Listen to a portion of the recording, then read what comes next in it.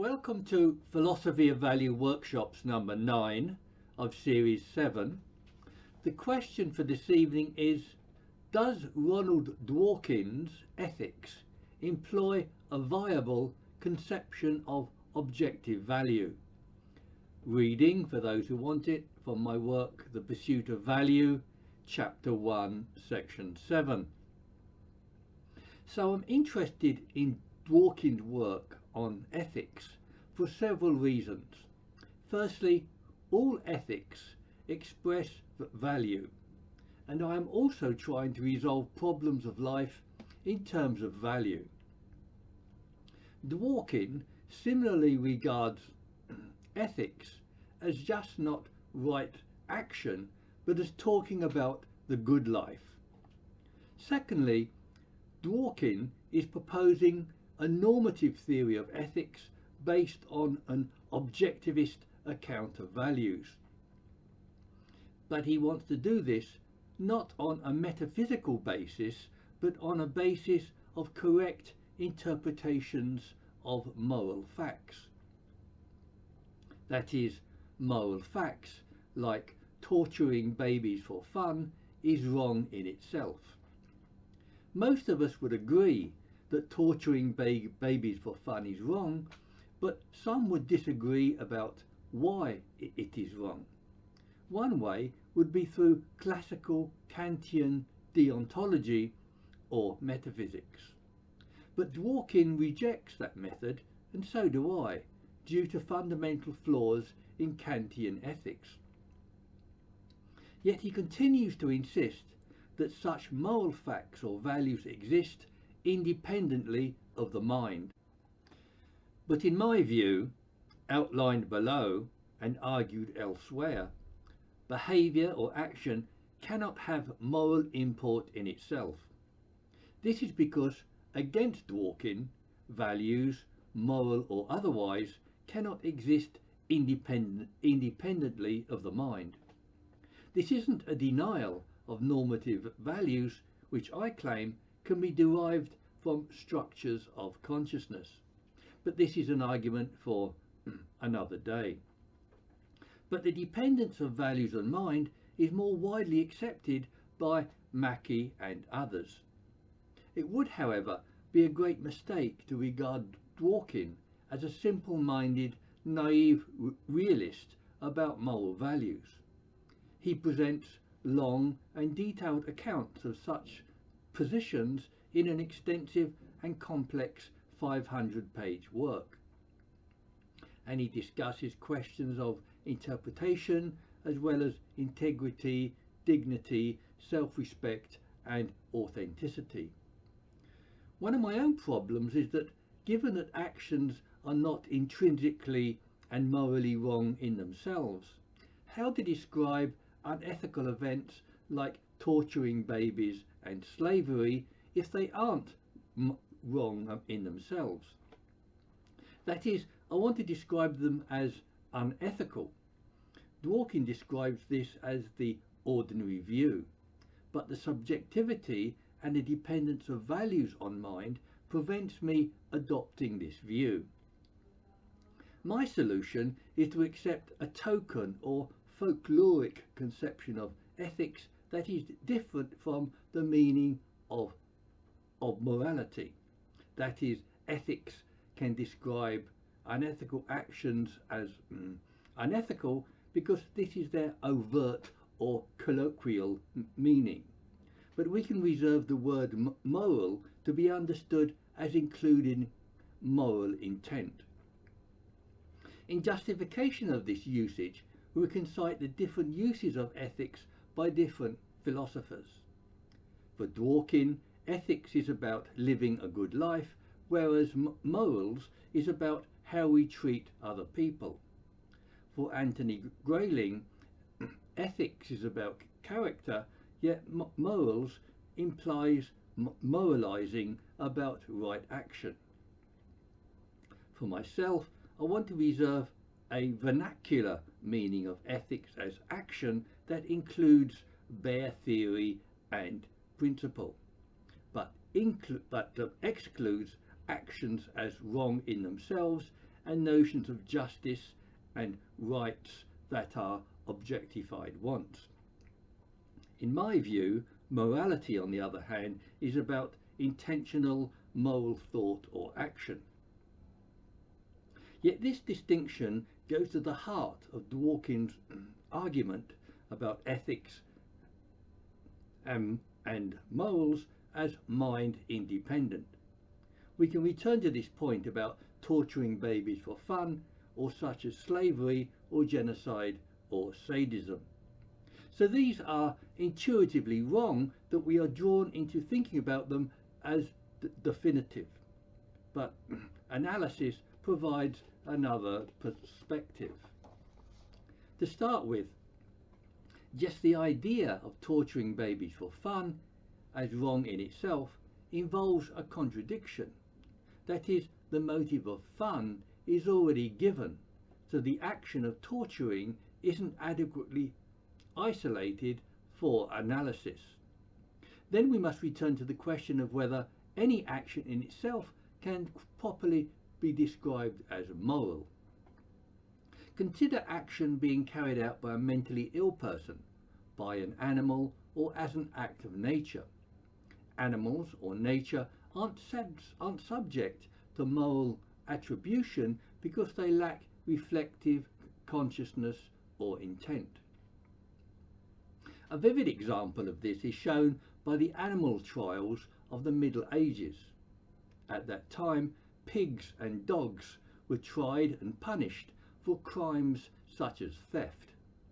The point isn't that a human body isn't involved in the action, but it is that the essential human feature of reflective consciousness or intent is absent.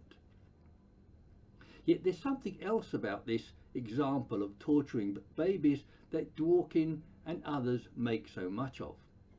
That is, the idea of torture already contains the particular meaning of causing pain for some reason or other. And this is another illegitimate inclusion in an analysis of torturing babies. It is like saying stealing is wrong when stealing already includes the idea of being wrong. Yet Dworkin repeatedly returned to the idea of torture being wrong in itself, and we can return to the idea ourselves to ask another question: is it always wrong when people do it? Let's say when we torture a bomber to stop him blowing up millions of people. That is, it might be wrong, but we have to do it in order to prevent the death of millions of people. To be consistent, we could say it's not wrong because our intention makes it right. That is, the action in itself carries no moral import. This argument is crucial because Dworkin put so much weight on the ordinary view as evidence of moral facts. But many arguments oppose Dworkin's, including John Mackey's that there are no objective values. It's important to note that Mackey argues that there are no objective values in the fabric of the world. Objective here means the status of ontologically substantive objects, not normativity or universality. The idea that actions can be morally right or wrong in themselves depends upon a belief in objective values. Yet Dworkin also endorses this belief in his view that paintings and great trees can have intrinsic value. This hangs on the idea that values can exist in the fabric of the world independently of mind. The same mistake is often made in thinking that colour exists independently in the world. Yet Mackey gives three main arguments to support his view that there are no objective values. 1. The direction of dependence is mistakenly reversed by making the desire depend upon the goodness. 2. His argument from queerness is that objective values would have an untenable quasi-objective status. 3. He points to the psychological propensity of the mind to spread itself on external objects, also noted by Freud. I agree, because values like wanting and liking cannot exist independently of a conscious mind. On Mackie's argument from queerness, objective values would be anomalous, because objective entities like bodies can't have subjective properties like values. They are disparate kinds of things, like numbers can't have the properties of colour. But there are some other philosophers who think there are, or should be, objective values. Susan Wolfe, for example, holds that ethical values need to be objective and part of the fabric of the world.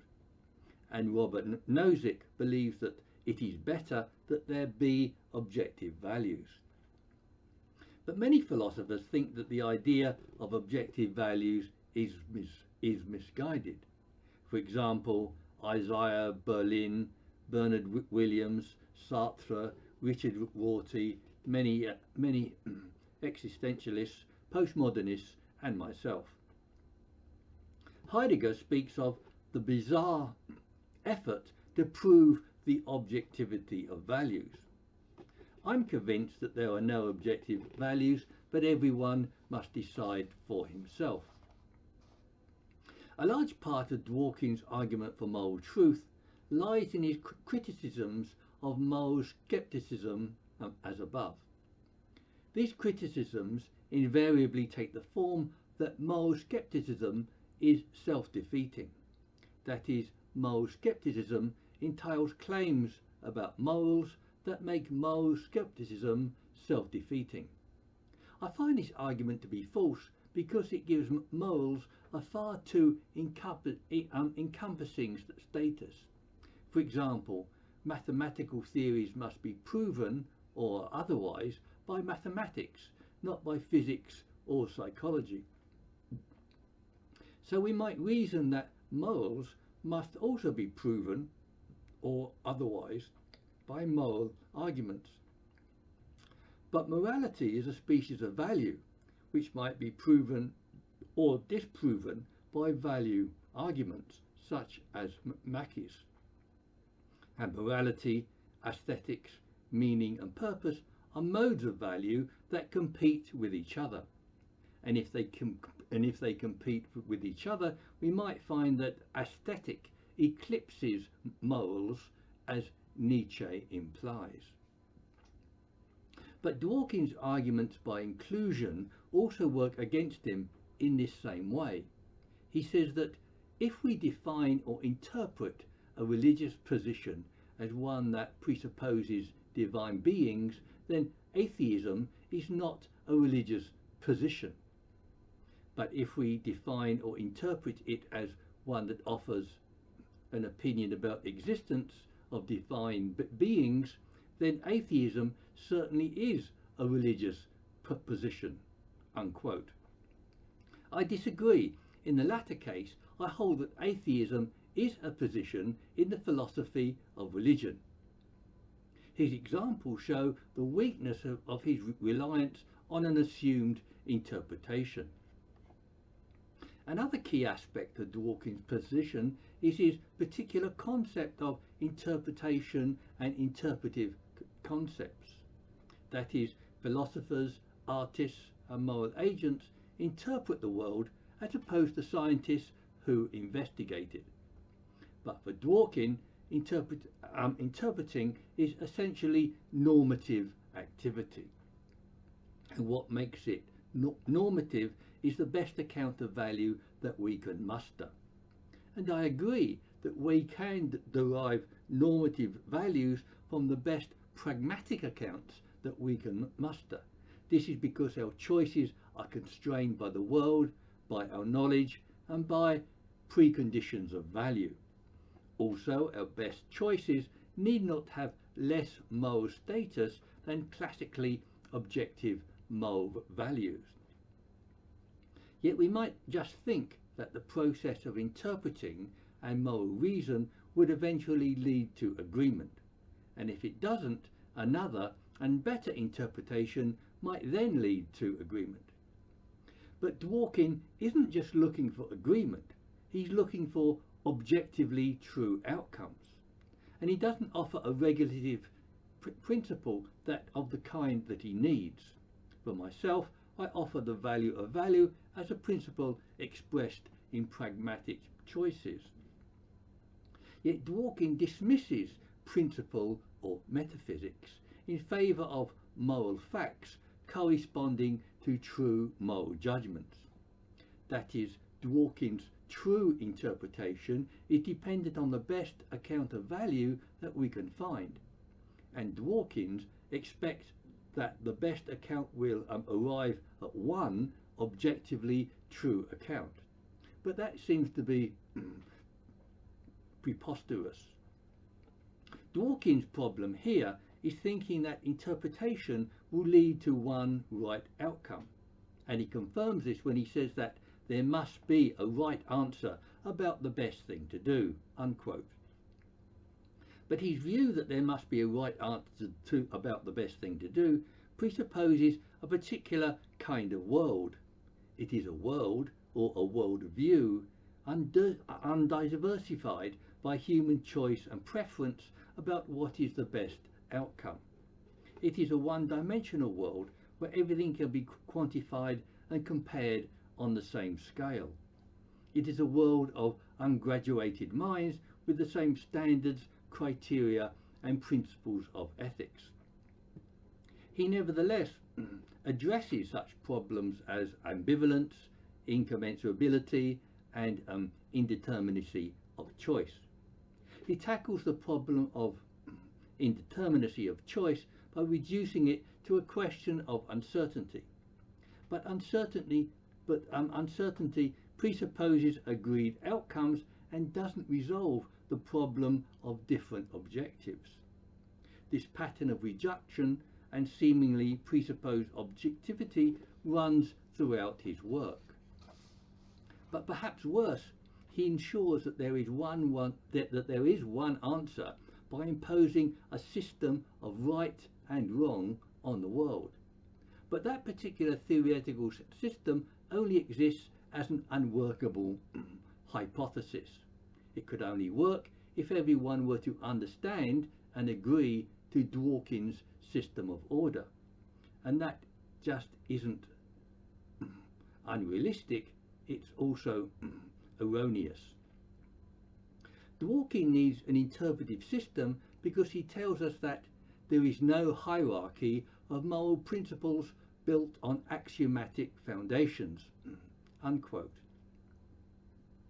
Arguments for or against that particular point can be made in quite different ways, and I could agree or disagree depending on how foundations of value are established. But we can also question the interpretive foundations on which Dworkin's bases his view of objective moral values. He describes the interpretive basis for finding moral justification as coming from a large, interconnected and independent system of principles and ideas, unquote. And this system doesn't come to rest on at any one particular point, because interpretation is interpretive all the way down. With some reservations, many of us are sympathetic to such a holistic appreciation of moral values. Yet Dworkin's approach is so inclusive and complex to the point of possible incoherence. That is, he covers so much material we are left wondering what holds it all together. For example, he first dispenses with general, psychological, collaborative and explanatory kinds of interpretation. He then endorses interpretive truth, conceptual interpretation and a value theory interpretation. These are detailed and intricate positions that cannot be easily understood or summarized. This is part of the problem, that complexity obscures a clear line of thought. Yet Dworkin's value account specifies the area in which a judgment is made and just sees how something is.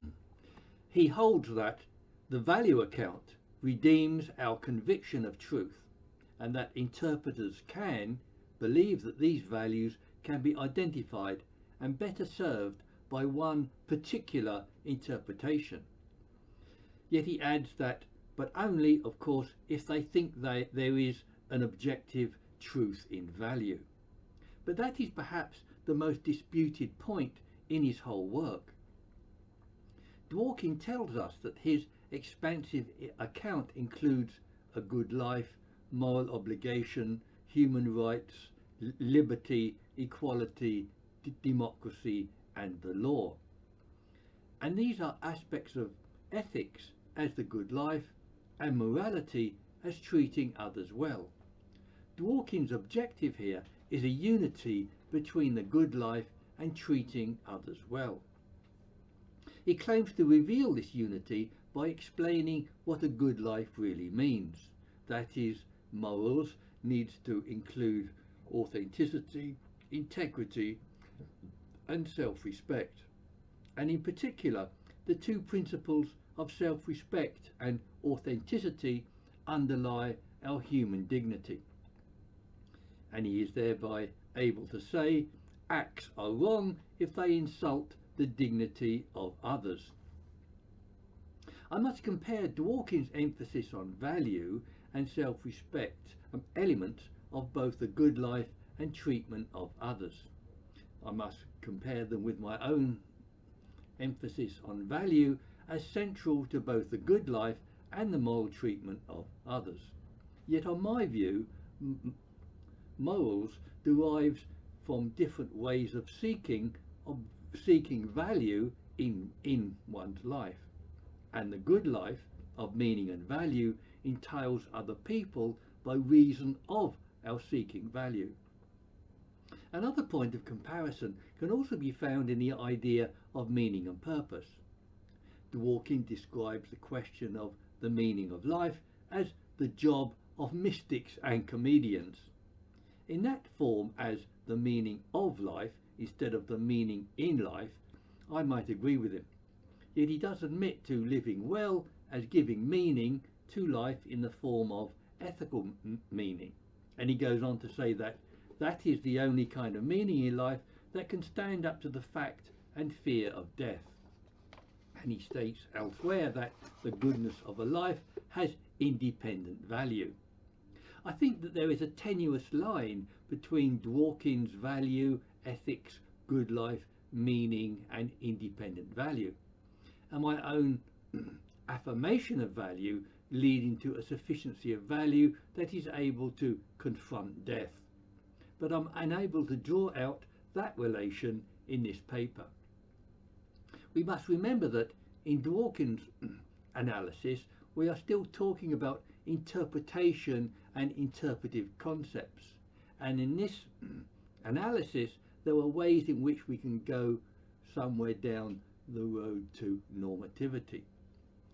On a divergent road to Dworkin, Nietzsche can be differently criticized for his unbounded interpretations.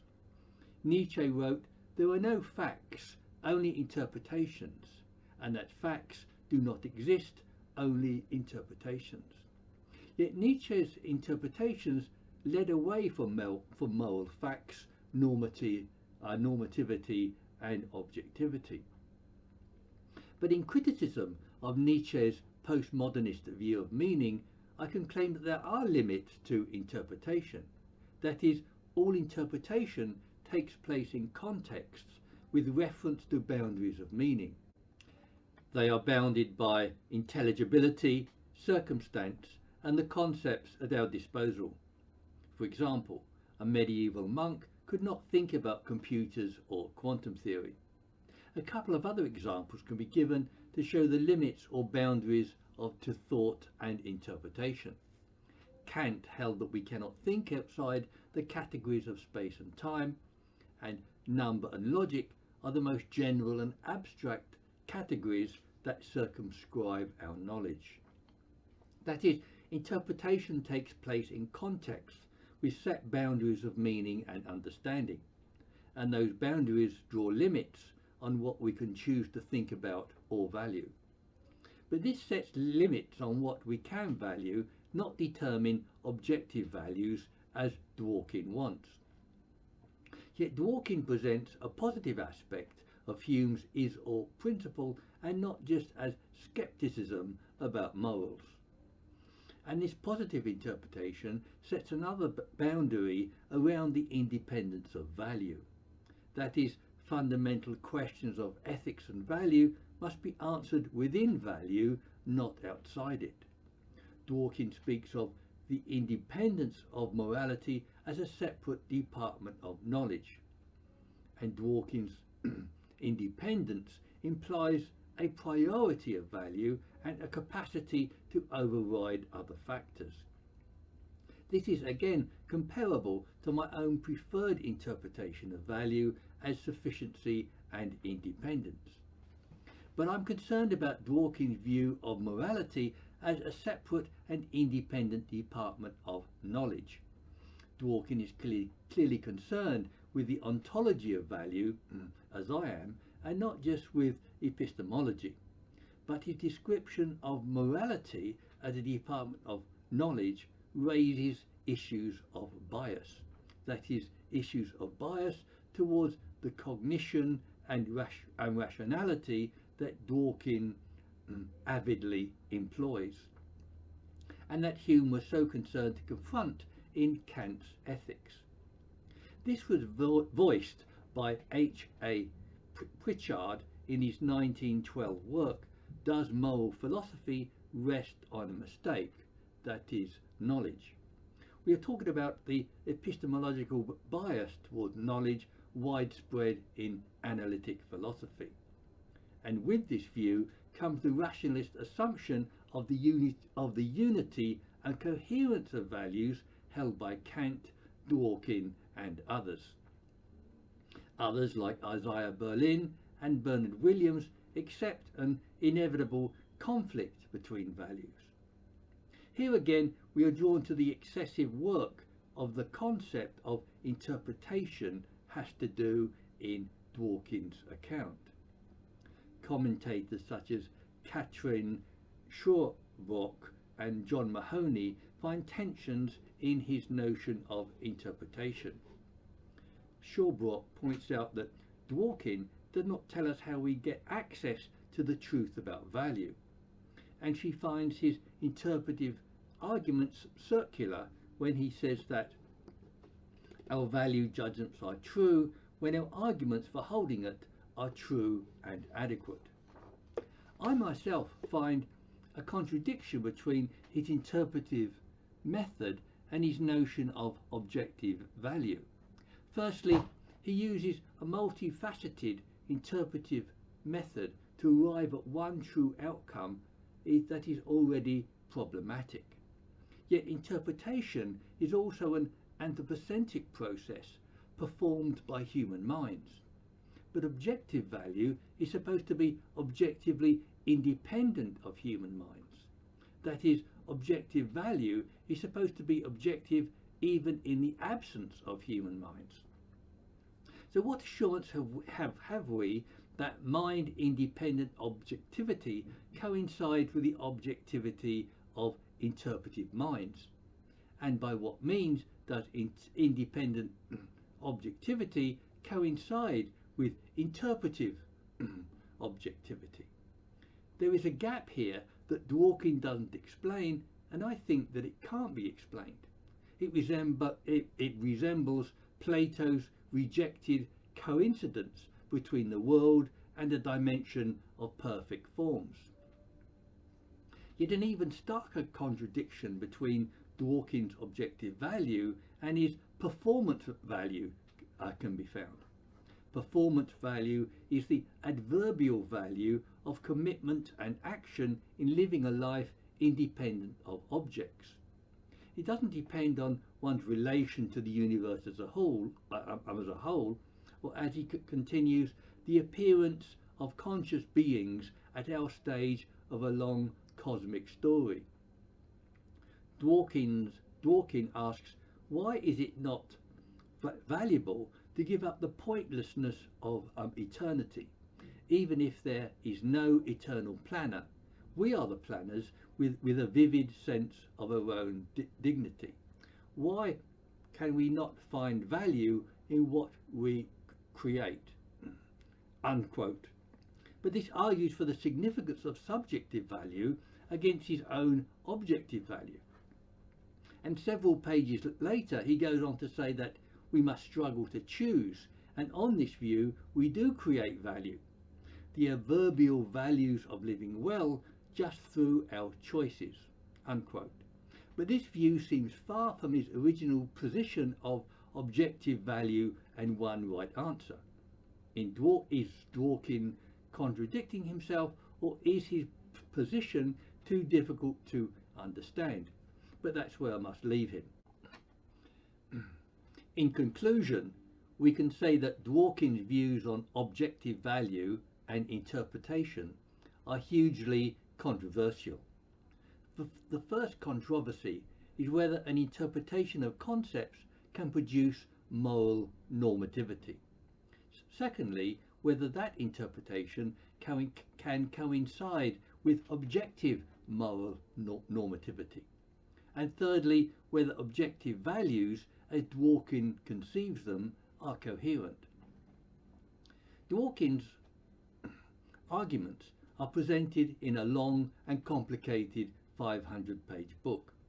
He spends a long time attempting to refute moral skepticism, including Mackey's arguments against objective value.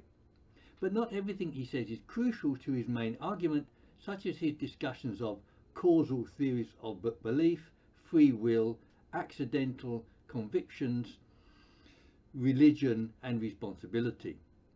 His central issues, however, are the objective truth of moral facts as expressed in the ordinary view, the idea that such moral truth can be obtained through interpretation, that ethics as the good life can be connected to morals or the treatment of other people, and that the good life and the moral motivation is tied to our integrity, dignity, self-respect and authenticity. But two main arguments widely levelled against Dworkin are: one, the interpretive derivation of and access to and the plausibility of his conception of objective value; two, the idea of an interpretive system that can be plausibly applied and can unify all human values. And a theoretical unification of ethics is invalid if it is inapplicable to human life. Dworkin is hugely ambitious in his attempt to unify all human values, so I feel justified in burdening him further. In my view, morality and the good life must be further tied to questions of human existence that he omits. But of course, Dworkin's background is originally in law rather than in philosophy. Let me have your criticisms or comments at the meeting or on the meetup or the YouTube internet pages.